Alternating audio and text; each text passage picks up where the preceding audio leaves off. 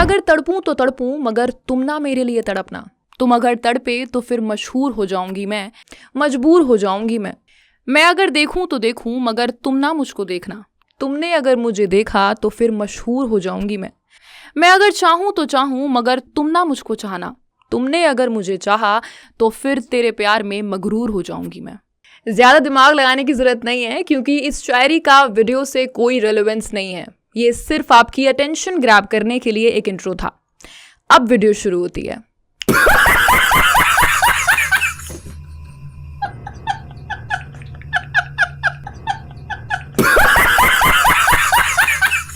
अरे नहीं दोस्तों, इस देश में हंसना मना है। मुझे ऐसा लगता है कि ऐसा फील होने के लिए कि आप जिंदा हो, कुछ चीज़ें बहुत ज़रूरी हैं, और उनमें से फ्रीडम मेरे लिए टॉप प्रायोरिटी है। एंड आई गेस काफ़ी सारे गर्ल्स के लिए होगी। बिकॉज अगर बचपन में आपको बाउंड किया गया है या आपको कभी भी बंधा हुआ फील हुआ है, तो फ्रीडम आपके लिए हमेशा बहुत मायने रखेगी। और उसमें भी freedom of speech is the basic right we all should have. गाली देने का हक कोई क्लेम नहीं कर रहा, या वायलेंस करने का राइट नहीं मांग रहा आपसे कोई। बात है सिर्फ अपना पॉइंट कह पाने की। मतलब आखिर क्यों मुझे पीएम मोदी को या उनकी किसी भी पॉलिसी को क्रिटिसाइज करने से पहले, या और बेसिक अगर पर्सनली भी मुझे उनके बारे में कोई ओपिनियन देना है या कुछ कहना है, तो डरने की जरूरत क्यों है? अगर वो ओपिनियन नेगेटिव भी है तो मेरे हिसाब से यार इतनी फ्रीडम तो सबके पास होनी चाहिए। यहाँ मैं किसी के एक्शन और फिर रिएक्शन को जज करने नहीं बैठी, सिर्फ अपना ओपिनियन देना चाहती हूँ। गद्दार कहना मुझे थोड़ा ज्यादा लगा।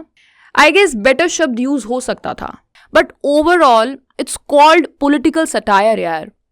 शायद हमारे ऐसे ही एक्सट्रीम रिएक्शंस की वजह से internationally people think that Indians don't really understand satire. Google पर ऐसे हजारों आर्टिकल्स मिल जाएंगे, ग्रो अप यार। वैसे भी criticism is good for democracy. यार ये कहने से पहले भी मुझे सोचना पड़ रहा है कि बोलने की आज़ादी इंडिया में कम होती जा रही है, क्योंकि कहीं ऐसा बोलने के लिए मुझ पर ही एफआईआर ना हो जाए। पॉलिटिकल सटायर से दिक्कत है, सोशल इश्यूज पर बात करने से दिक्कत है, गवर्नमेंट को क्रिटिसाइज करने में भी दिक्कत है। फिर हम इंडिया को मदर ऑफ डेमोक्रेसी कहते ही क्यों हैं? इट लुक्स लाइक कि पॉलिटिकल और रिलीजियस ग्रुप्स कॉमेडी को कंट्रोल करने के लिए एफआईआर, ट्रोल आर्मीज और आईटी सेल्स का इस्तेमाल कर रहे हैं। कुणाल कामरा कोई पहले नहीं है जिनकी कॉमेडी को लेकर इतना बवाल हुआ हो, बल्कि 2014 के बाद कॉमेडियंस पर एफआईआर तो जैसे एक ट्रेंड बन गया है। मुनव्वर फारूकी का नाम तो आप लोगों ने सुना होगा, लॉकअप रियलिटी शो के विनर। 2021 में 37 दिनों के लिए इन्हें जेल में रहना पड़ा। मुद्दा हिंदू गॉड्स और रिलीजियस सेंटिमेंट्स के ऊपर ऑफेंसिव जोक्स क्रैक करने का। राइट विंग ग्रुप्स की धमकियों की वजह से कई सिटीज में इनके शोज कैंसिल किए गए। हमारे एक और कॉमेडियन समय रैना की कंट्रोवर्सी अभी खत्म भी नहीं हुई थी कि भाई नई शुरू हो गई। 2023 में एक वीडियो वायरल हुआ जिसमें समय हिंदू रिलीजियस प्रैक्टिसेस का मजाक उड़ाते हुए दिखे, और फिर क्या बवाल शुरू। मोस्ट रिसेंट रणबीर अलावादिया की स्टेटमेंट की वजह से इंडियाज गॉट लेटेंट बंद हो गया। अगला नाम है वीरदास का, जिन पर इंडिया को डिफेम करने का आरोप लगाया गया जब 2021 में यूएसए में इन्होंने एक मोनोलॉग परफॉर्म किया। I come from two Indias. Women safety, freedom of speech और करप्शन पर इंडिया की हिपोक्रेसी को हाईलाइट किया गया। तो बीजेपी लीडर्स नाराज हो गए। वीर को कई जगह से बैन किया गया, लेकिन वो अपने वर्ड्स पर खड़े रहे और कोई माफी नहीं मांगी। अगला बड़ा नाम है ऑल इंडिया बकचोद नॉकआउट के फाउंडर और कॉमेडियन तन्मय भटका। इन पर इस शो की वजह से ऑब्सिनिटी के चार्जेस में केस फाइल किए गए। रणवीर सिंह, अर्जुन कपूर, करण जौहर के साथ एक्सप्लिसिट जोक्स की वजह से एक बड़ी कंट्रोवर्सी क्रिएट हो गई। इसलिए 2018 में #MeToo कंट्रोवर्सी के चलते AIB को बंद करना पड़ा। इससे पहले 2016 में स्नैपचैट पर तन्मय ने लता मंगेशकर और सचिन तेंदुलकर का एक फेस स्वैप वीडियो बनाया था, जिसके वायरल होते ही FIR और पुलिस कंप्लेंट्स होने लगी। यार ये कॉमेडियंस की लिस्ट बहुत लंबी है, पर मुद्दा ये है कि क्या सरकार का फोकस फ्रीडम की रीजनेबल रिस्ट्रिक्शंस पर है, या कॉमेडियंस को सिर्फ इसलिए टारगेट किया जा रहा है क्योंकि वो बीजेपी और उनकी पॉलिसीज को क्रिटिसाइज कर रहे हैं। अगला नाम है रोहन जोशी का, फिर अग्रिमा जोशुआ, अदिति मित्तल, संजय राजौरा, नीति पाल्टा, शुभम गौर, मानिक महाना, राजीव निगम, अबीश मैथ्यू, निधि नरवाल, वरुण ग्रोवर, सौरभ घोष, डेनियल फर्नांडिस, संजय मानकताला, अतुल खत्री, एटसेट्रा। दोस्तों कॉमेडी में भी स्पेशली स्टैंड अप कॉमेडी की बात करेंगे तो स्टैंड अप कॉमेडी के कई टाइप्स हैं। पहला है ऑब्जर्वेशनल कॉमेडी, जिसमें डेली लाइफ की छोटी छोटी रिलेटेबल चीज़ों पर कॉमेडी की जाती है। दूसरी है सैटारिकल कॉमेडी, जिसमें पॉलिटिक्स, सोसाइटी और करंट अफेयर्स पर तीखी टिप्पणी की जाती है। फिर है एनेक्डोटल कॉमेडी, जैसे कि पर्सनल स्टोरीज और फनी एक्सपीरियंसेस शेयर करना। अगला टाइप है डार्क कॉमेडी, जिसमें सीरियस या टैबू वाले टॉपिक्स को एक अलग एंगल से बताया जाता है। For example death, mental health, suicide etcetera. Next है रोस्ट कॉमेडी, मतलब दूसरे लोगों का मजाक उड़ाना या सेल्फ रोस्ट करना। फिर आती है इम्प्रोविजनल कॉमेडी, जिसमें ऑडियंस से रैंडम बातें पिक करके जोक्स बनाए जाते हैं। म्यूजिकल कॉमेडी भी इसका एक टाइप है, जिसमें गानों का और जोक्स का कॉम्बिनेशन होता है। देखो कामरा का स्टाइल पॉलिटिकल सटायर पे बेस्ड है, जिसके थ्रू वो पॉलिटिशियंस और गवर्नमेंट एक्शंस को ह्यूमरसली पर हाईली क्रिटिसाइज करते हैं। पर अब सवाल ये होना चाहिए कि क्या पॉलिटिकल सटायर इंडिया में लीगल है? जवाब है नहीं, पॉलिटिकल सटायर इंडिया में लीगल नहीं है, लेकिन ये ग्रे एरिया में आता है, जहां कॉमेडियंस और सटायरिस्ट को लीगल ट्रबल, पुलिस एक्शन और सोशल मीडिया के ट्रोल्स का सामना करना पड़ता है। इंडिया में freedom of speech article 19(1)(a) of the constitution दिया गया है, लेकिन ये एब्सोल्यूट नहीं है। काफी बार सटायर, क्रिटिसिज्म या गवर्नमेंट पर बनाए गए जोक्स को सप्रेस करने के लिए इन लॉज और लीगल प्रोविजंस का गलत इस्तेमाल किया जाता है। इंडिया में कुछ ऐसे लॉज हैं जो फ्रीडम ऑफ स्पीच के एक्सेप्शंस हैं। पहला है सेक्शन 124A सेडिशन लॉ। यहाँ अगर कोई भी पर्सन या ऑर्गेनाइजेशन गवर्नमेंट के अगेंस्ट डिसअफेक्शन बढ़ाता है तो उसके खिलाफ एक्शन लिया जा सकता है। कई बार सिर्फ गवर्नमेंट को क्रिटिसाइज करने के लिए कॉमेडियंस या एक्टिविस्ट को एंटी नेशनल बुलाया जाता है। करंटली सुप्रीम कोर्ट इस लॉ को रिव्यू कर रहा है, लेकिन फिलहाल ये अभी पॉज पर है। दूसरा है सेक्शन 295A, जो रिलीजियस सेंटिमेंट्स हर्ट करने पर लगता है। इसके अकॉर्डिंग जानबूझकर किसी रिलीजियस बिलीफ्स का मजाक उड़ाने या इंसल्ट करना क्राइम है। इसी सेक्शन के अंडर मुनव्वर फारूकी को 37 दिन तक जेल में रहना पड़ा था। तीसरा है सेक्शन 499 और 500, यानी कि डिफेमेशन लॉज। इनके अकॉर्डिंग अगर कोई जोक या स्टेटमेंट किसी की रेपुटेशन को हार्म करे तो केस फाइल किया जा सकता है। पॉलिटिशियंस और पब्लिक फिगर्स इसे क्रिटिक्स को चुप कराने के लिए यूज करते हैं। चौथा है IT एक्ट 2023। अगर गवर्नमेंट की फैक्ट चेकिंग यूनिट किसी कंटेंट को फेक, फॉल्स या मिसलीडिंग डिक्लेयर कर देती है तो सोशल मीडिया से उस कंटेंट को हटा दिया जाएगा। पांचवा है UAPA एंटी टेरर लॉ, जिसे रियल टेररिस्ट को पनिश करने के लिए बनाया गया था, लेकिन अब इसे एक्टिविस्ट और क्रिटिक्स के अगेंस्ट भी यूज किया जाता है। फॉर एग्जाम्पल 2022 में असम के स्टैंड अप कॉमिक नितुल दास को UAPA के तहत डिटेन किया गया था, क्योंकि उन्होंने पुलिस और गवर्नमेंट का मजाक उड़ाया था। आखिर इंडिया में पॉलिटिकल सटायर के खिलाफ एक्शन क्यों लिया जा रहा है? क्या मैं ये कह सकती हूँ कि इंडिया में पॉलिटिकल इंटॉलरेंस बढ़ रही है? पॉलिटिशियंस और उनके सपोर्टर्स क्रिटिसिज्म बर्दाश्त नहीं कर पा रहे। मीम्स और जोक्स FIR, प्रोटेस्ट और बॉयकॉट का रीजन बन रहे हैं। नेशनल सिक्योरिटी, रिलीजन और डिफेमेशन के नाम पर लॉज का गलत इस्तेमाल हो रहा है। ऑर्गेनाइज्ड ऑनलाइन कैंपेन्स उन कॉमेडियंस को टारगेट करती हैं जो गवर्नमेंट को क्रिटिसाइज करते हैं, जिस वजह से कई कॉमेडियंस को स्पॉन्सरशिप्स और शोज कैंसिल होने का सामना करना पड़ता है, क्योंकि ब्रांड्स कंट्रोवर्सीज में नहीं आना चाहते। इसका रिजल्ट ये होता है कि कोर्ट केस सालों तक चलते हैं, जिससे परेशान होकर कई कॉमेडियंस सेल्फ सेंसरशिप का ऑप्शन चुनते हैं ताकि उन्हें लीगल ट्रबल्स का सामना ना करना पड़े। द unrealtimes.com के फाउंडर CS कृष्णा और कार्तिक लक्ष्मण, जो कॉमेडी और सटायर का इस्तेमाल पॉलिटिकल टॉपिक्स को डिस्कस करने के लिए करते हैं, उनका मानना है कि कॉमेडी पॉलिटिक्स को और ज्यादा एंगेजिंग बना सकती है। एक 400 वर्ड का सटायरिकल आर्टिकल एक 1000 वर्ड के सीरियस ओपिनियन पीस से ज्यादा इंपैक्टफुल हो सकता है, क्योंकि सटायर एक बेटर पॉइंट स्टैब्लिश कर सकता है और किसी सिचुएशन की रिडिकुलसनेस को ज्यादा क्रिएटिवली दिखा सकता है। एक आर्टिस्ट ने बताया कि इंडियंस ह्यूमर को ह्यूमर की तरह नहीं लेते और बहुत जल्दी ऑफेंड हो जाते हैं, स्पेशली अगर बात सेक्स, पॉलिटिक्स या रिलीजन की हो। लेकिन मुझे ऐसा लगता है कि धीरे धीरे सिचुएशन इंप्रूव हो रही है, ऐसा वो बोलते हैं। असीम त्रिवेदी को याद करिए, जो एक कार्टूनिस्ट थे और 2012 में करप्शन के अगेंस्ट अपनी आर्ट बनाने पर उन्हें सेडेशन चार्ज लगाकर जेल भेज दिया गया था।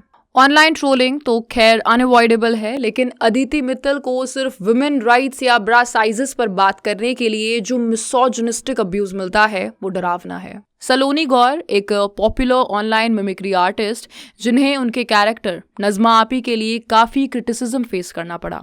लोगों ने क्वेश्चन उठाया कि एक नॉन मुस्लिम औरत एग्जेजरेटेड मुस्लिम कैरेक्टर को यूज करके कहीं स्टीरियोटाइप्स को रिनफोर्स तो नहीं कर रही। जाकिर खान की कॉमेडी को भी मिसोजिनी के अक्यूजेशंस फेस करने पड़ते हैं। इनफैक्ट कई कॉमेडियंस को कास्टिज्म को कैजुअली ट्रीट करने के लिए भी कॉल आउट किया गया है। नेक्स्ट क्वेश्चन इज कि क्या बाकी कंट्रीज में भी पॉलिटिकल सटायर को ऐसे ट्रीट किया जाता है? ऐसे का मतलब है इंडिया की तरह बहुत सारे सोशल मीडिया बैकलैशेस के साथ बहुत सारी FIRs, बहुत सारे डेथ थ्रेट्स, एयरलाइन से बैन कर देना, जेल की हवा तक खा लेना एटसेट्रा। काफी सारे कॉमेडियंस के अकॉर्डिंग इंडिया अभी पॉलिटिकल सटायर के लिए तैयार नहीं है। वेस्टर्न कंट्रीज में पॉलिटिशियंस, स्टेट के हेड्स और सेलिब्रिटीज पर ओपनली पॉलिटिकल कॉमेडी और सटायर होता है, लेकिन फिलहाल इंडिया में ये पॉसिबल नहीं है। सबसे पहले बात करते हैं USA की, जिसे काफी हद तक सबसे स्ट्रॉन्ग फ्री स्पीच प्रोटेक्शन वाला देश माना जाता है। यहाँ का फर्स्ट अमेंडमेंट फ्री स्पीच को प्रोटेक्ट करता है, जिसमें पॉलिटिकल सटायर भी शामिल है। यहाँ किसी भी पॉलिटिशियन का मजाक उड़ाने पर कोई भी FIR नहीं होती, अरेस्ट नहीं होता और शोज भी बैन नहीं होते। वो लोग इसे क्रिटिसाइज कर सकते हैं या सिविल कोर्ट में डिफेमेशन का केस फाइल कर सकते हैं, लेकिन ये क्रिमिनल ऑफेंस नहीं है। In fact political comedy mainstream culture का एक हिस्सा है। Saturday night live, the daily show और last week tonight with Johnny Oliver, जो ओपनली प्रेसिडेंट्स और गवर्नमेंट पॉलिसीज का मजाक उड़ाते हैं। एक्सेप्शंस तो खैर हर जगह होती हैं, जैसे कि ट्रंप ने कई बार कॉमेडियंस को फेक न्यूज बोला और मीडिया पर भी काफी बार अटैक किया है, लेकिन वो लीगली उन्हें बैन नहीं कर सके क्योंकि कोर्ट्स ज्यादातर केसेस में कॉमेडियंस का ही सपोर्ट करते हैं। यूनाइटेड किंगडम में भी फ्री स्पीच लॉज कॉमेडियंस को क्रिमिनल प्रोसिक्यूशन से बचाते हैं। शोज जैसे have I got news for you openly politicians का मजाक उड़ाते हैं। ज्यादातर ब्रिटिश पॉलिटिशियंस इसे कैजुअली लेते हैं और रिटेलिएट नहीं करते, पर कुछ केसेस में डिफेमेशन केसेस होते हैं, लेकिन सिर्फ सटायर के लिए कोई जेल नहीं जाता। लेकिन दूसरी तरफ हेट स्पीच लॉज की वजह से एक्सट्रीम रेसिस्ट या वायलेंट सटायर भी अलाउड नहीं है। फ्रांस में भी सटायरिकल मैगजीन्स जैसे चार्ली हेब्डो ओपनली पॉलिटिशियंस और रिलीजन का मजाक उड़ाते हैं। French law freedom of speech को सपोर्ट करता है, चाहे सटायर ऑफेंसिव ही क्यों ना हो। कोर्ट्स भी अक्सर ब्लास्फेमी या पॉलिटिकल डिफेमेशन केसेस को सपोर्ट नहीं करते, लेकिन रेयर केसेस में रिलीजन पर सटायर कभी कभी वायलेंस तक ले जाता है। जैसे 2015 में टेररिस्ट ने प्रॉफिट मोहम्मद के कार्टून्स की वजह से 12 लोगों को जान से मार दिया था। यहाँ रेसिस्ट और नाजी रिलेटेड सटायर को अवॉइड किया जाता है। देन जर्मनी में भी फ्री स्पीच प्रोटेक्टेड है। द डेली शो जैसे शोज पॉलिटिशियंस का मजाक बनाते हैं। एंजेला मर्केल और ओलेफ शॉल्ज सालों तक सटायर का टारगेट रहे हैं, लेकिन उन्होंने कभी कॉमेडियंस को सेंसर नहीं किया। अब एकदम दूसरी तरफ चाइना और रशिया जैसी कंट्रीज हैं। चाइना में सरकार मीडिया और इंटरनेट पर पूरा कंट्रोल रखती है। शी जिनपिंग के खिलाफ सटायर स्ट्रिक्टली बैन्ड है। जो कॉमेडियन कम्युनिस्ट पार्टी का मजाक बनाता है उसे जेल भी हो सकती है। रशिया में भी पुतिन का मजाक उड़ाने पर अरेस्ट तक की नौबत आ सकती है या देश निकाला भी दिया जा सकता है। एक तरफ अमेरिका और दूसरी तरफ चाइना जैसे एक्सट्रीम्स के बीच कहीं इंडिया है, जहां अगर पॉलिटिकल सटायर किया तो बीजेपी सपोर्टर्स केस फाइल कर देते हैं या प्रोटेस्ट करते हैं। कंट्रोवर्सी से कामरा का पुराना रिश्ता रहा है। सबसे पहले 28 जनवरी 2020 को कुणाल कामरा ने इंडिगो फ्लाइट में अर्नब गोस्वामी को कन्फ्रंट किया और उन्हें एक डिबेट के लिए इनवाइट किया।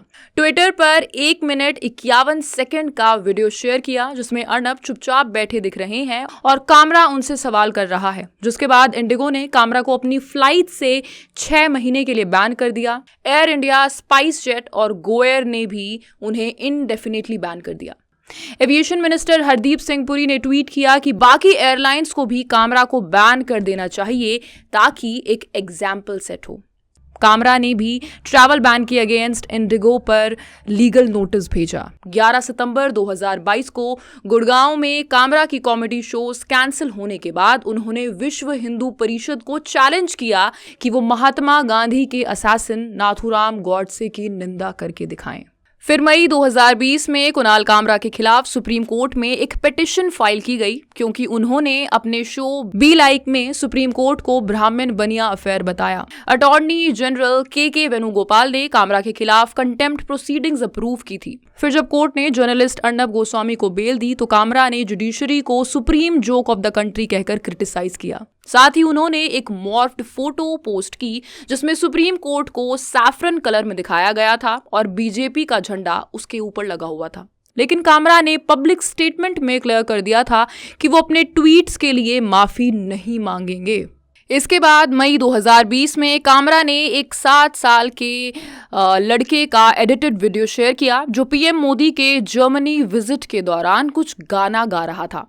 National commission for protection of child rights ने उनके खिलाफ एक्शन लेने की डिमांड की, ये कहकर कि उन्होंने एक डॉक्टर्ड वीडियो पोस्ट किया है, लेकिन फिर कामरा ने वो वीडियो हटा दिया। फिर 2021 में कुणाल कामरा ने कोविड-19 क्राइसिस के टाइम पर एक ओपिनियन वीडियो में पीएम नरेंद्र मोदी पर सीरियस एलिगेशंस लगाए, कहा कि मोदी ने पॉलिटिकल वैनिटी को कॉमन सेंस से ज्यादा इंपॉर्टेंस दी, जिसकी वजह से कोरोना वायरस की एक और वेव आ गई। एक ब्लॉग जो 2020 में सोशल मीडिया पर वायरल हो गया था, उसमें एक महिला अनुभा सिन्हा ने ये आरोप लगाया कि कॉमेडियन कुणाल कामरा और #MeTooAccused उत्सव चक्रवर्ती ने फेक एक्स आईडीज बनाकर विमेन कॉमेडियंस को हैरेस किया है। फिर अप्रैल 2023 में मिनिस्टर ऑफ इलेक्ट्रॉनिक्स और इंफॉर्मेशन टेक्नोलॉजी के नए IT रूल्स 2023 इशू हुए।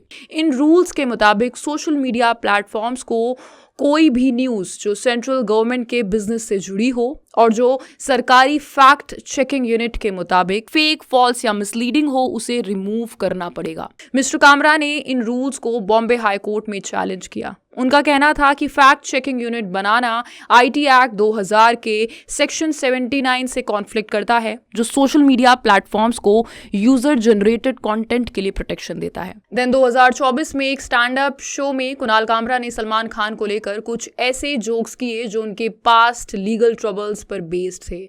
उन्होंने 1998 के ब्लैक बक पोचिंग केस और 2002 के हिट एंड रन इंसिडेंट का रेफरेंस दिया, जिससे सलमान खान के फैंस भड़क गए। सोशल मीडिया पे मेजर बैकलैश आया और फिर रिपोर्ट्स आई कि सलमान खान कामरा पर डिफेमेशन का केस फाइल करने की सोच रहे हैं।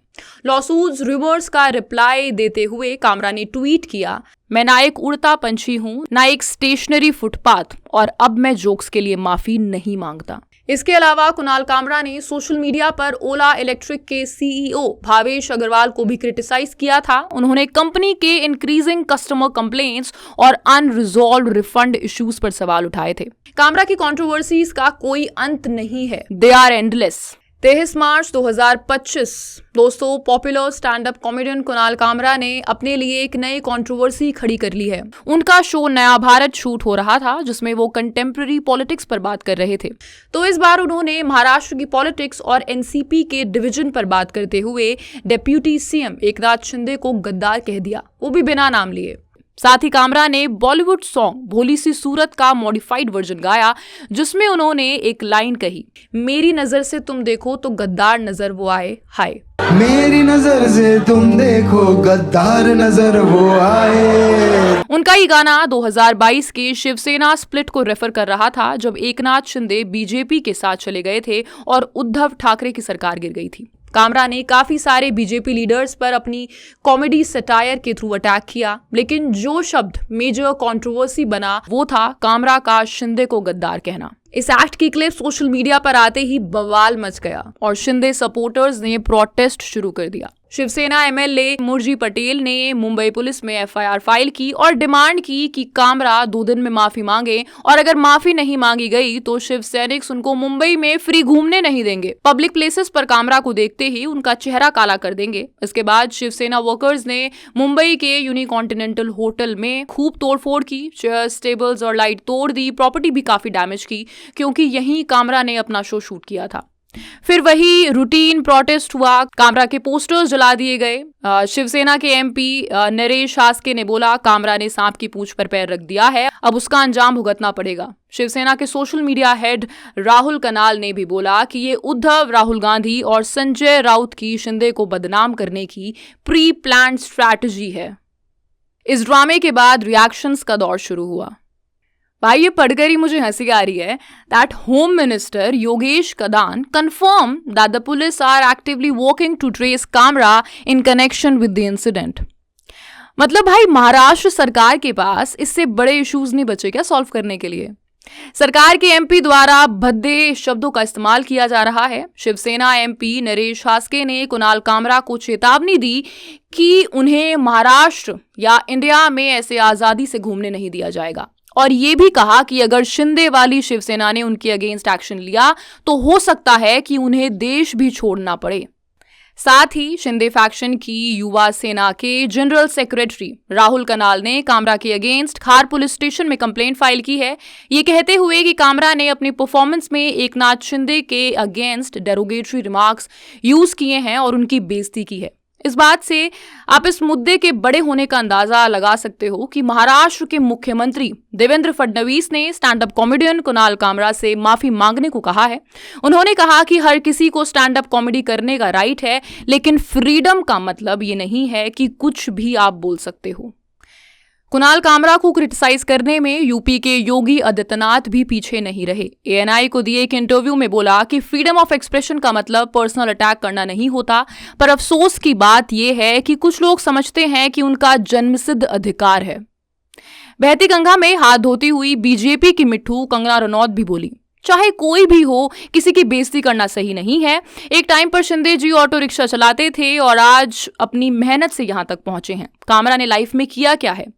दूसरी तरफ प्रियंका चतुर्वेदी ने कुणाल कामरा को सपोर्ट करते हुए कहा, डियर कुणाल, स्ट्रांग रहो। जिस बंदे और उसकी गैंग को तुमने एक्सपोज किया है वो तुम्हारे पीछे पड़ेगा, उसके बिकाऊ लोग भी तुम्हें टारगेट करेंगे, लेकिन समझ लो कि महाराष्ट्र के लोग भी तुम्हारी बात से एग्री करते हैं। वॉलेटियर की एक कोट को कोट करते हुए उन्होंने कहा, I will defend to death your right to speak your mind. Jaya Bachchan ने भी कुणाल कामरा को सपोर्ट किया। एएनआई के मुताबिक उन्होंने मीडिया से कहा, अगर बोलने पर रिस्ट्रिक्शन लग गई तो तुम्हारा क्या होगा? तुम वैसे ही बुरी हालत में हो, तुम्हें बोला जाएगा कि ये ही बोलो और कुछ मत बोलो। जया बच्चन का इंटरव्यू भी मत लो। आदित्य ठाकरे ने लिखा, मिड्ढे की डरपोक गैंग ने कॉमेडी शो का स्टेज तोड़ दिया है। सिर्फ एक इनसिक्योर आदमी ऐसे रिएक्ट करेगा। लॉ एंड ऑर्डर नाम की कोई चीज नहीं बची है महाराष्ट्र में। अब अगर सेंटर ऑफ कंट्रोवर्सी कामरा की बात करें तो उन्होंने साफ साफ किसी से भी माफी मांगने से मना कर दिया है। सोर्सेज के मुताबिक मुंबई पुलिस से बात करते हुए कामरा ने क्लियर कर दिया है कि उनको अपनी कंट्रोवर्शियल कमेंट्स का कोई रिग्रेट नहीं है। कामरा ने तमिलनाडु से पुलिस से कांटेक्ट किया और ये भी डिनाई किया कि उनको ऑपोजिशन ने शिंदे को टारगेट करने के लिए कोई पैसे नहीं दिए हैं। उसने पुलिस को अपने फाइनेंशियल रिकॉर्ड्स चेक कराने का भी ऑफर दिया ताकि प्रूव हो सके कि कोई इलीगल ट्रांजैक्शन नहीं हुआ है। सोशल मीडिया पर स्टेटमेंट देते हुए कामरा ने लिखा, मैं जो लोग मुझे टारगेट कर रहे हैं उनके सामने झुकने वाला नहीं हूं। जिस होटल में उनका शो शूट हुआ था उसे तोड़े जाने पर कामरा ने लिखा, एक पावरफुल लीडर का मजाक उड़ाने से तुम्हारे ईगो को प्रॉब्लम हो सकती है, बट मेरे राइट्स नहीं बदलते। आगे लिखा कि मुझे जितना पता है अपने लीडर्स का मजाक उड़ाना या पॉलिटिकल सिस्टम की रियलिटी दिखाना इलीगल नहीं है। साथ ही उन्होंने बताया कि उन्हें 500 से ज्यादा धमकी भरे कॉल्स आ चुके हैं। इसके अलावा 25 मार्च 2025 को दोबारा से कामरा ने एक और सटायरिकल म्यूजिक वीडियो शेयर किया। इस वीडियो के बैकग्राउंड में शिवसेना वर्कर्स का फुटेज है जो मुंबई के हैबिटेट वेन्यू में तोड़फोड़ कर रहे हैं और वीडियो में बैकग्राउंड में एक पैरोडी सॉन्ग चल रहा है जो हिंदी अडेप्टेशन है famous song we shall overcome का। कामरा ने लिरिक्स चेंज करके अपना वर्जन बनाया है, हम होंगे कंगाल। 26 मार्च 2025 को फिर कामरा ने हिट सॉन्ग हवा हवाई का पैरोडी वर्जन रिलीज किया जब मुंबई पुलिस ने उन्हें सेकंड समन भेजा उनके गद्दार रिमार्क पर। इस नए सॉन्ग में उन्होंने बीजेपी पर तानाशाही का आरोप लगाया और फाइनेंस मिनिस्टर निर्मला सीतारमण को भी मॉक किया। सॉन्ग का टाइटल है आपका टैक्स का पैसा हो रहा है हवा हवाई। सॉन्ग में ऑल्टर्ड लिरिक्स में कहा गया है कि ट्रैफिक बढ़ाने ये है आई, ब्रिजेस गिराने ये है आई, कहते हैं इसको तानाशाही। लोगों की लूटने कमाई साड़ी वाली दीदी आई, सैलरी चुराने ये आई, मिडिल क्लास दबाने ये आई, पॉपकॉर्न खिलाने ये आई, कहते हैं इसको निर्मला ताई। धन्यवाद। जय हिंद।